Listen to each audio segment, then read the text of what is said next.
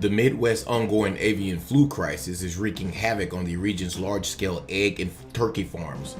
Last week alone, the U.S. Department of Agriculture confirmed that the virus had turned up in more than 20 additional facilities in the region, condemning 4 million birds to euthanasia.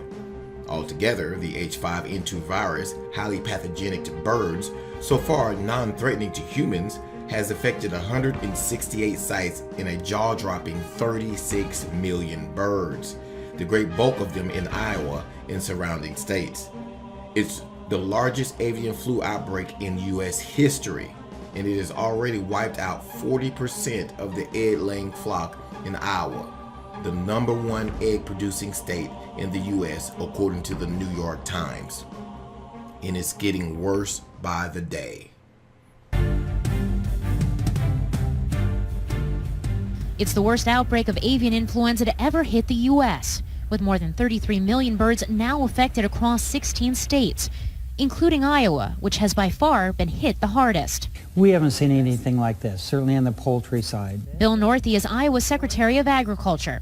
With more than 25 million egg-laying hens set to be destroyed, he says the equivalent of 1 in every 3 eggs produced in the state is now offline, many from facilities that supplied major food companies. Over half the business of egg processors is done in Iowa, so certainly we're likely to see that ingredient market where eggs are an ingredient be even greater impacted than probably the shell egg market. The egg market breaks down into 2 categories: shell eggs, which consumers buy at the store, and breaker eggs, processed and used by food manufacturers. While the price of a dozen Midwest large shell eggs has increased 30% over the past 3 weeks, commodity analysis firm Urner Barry says it's the breaker market that's really feeling the pinch, with liquid whole egg prices up 77%. As companies like Post Holdings, which owns Michael Foods, experience steep interruptions to their supply chains, the ripple effects are still to come for food companies that make everything from fast food breakfast sandwiches to mayonnaise. It's a situation industry consultant Joe Kern says may only get worse, with so many facilities offline indefinitely. Once we eradicate the disease from a physical site, when is it clean enough in order to safely repopulate? That is one very key component that myself as well as others in the industry are monitoring and keeping an eye on.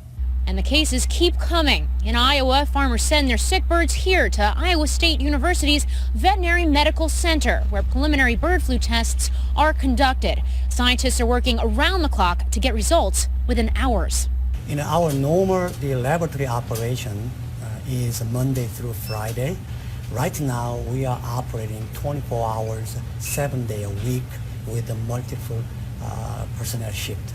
Dr. Yoon hopes the worst may be over, but officials are already bracing for the fall, when the weather cools and wild ducks and geese once again fly south. We know that the virus is in wild birds, so as they migrate back down through the flyways, we most likely will see cases. Meantime, the roads surrounding infected farms have been closed off as tighter security takes hold across the state and officials begin to destroy more than 25 million birds.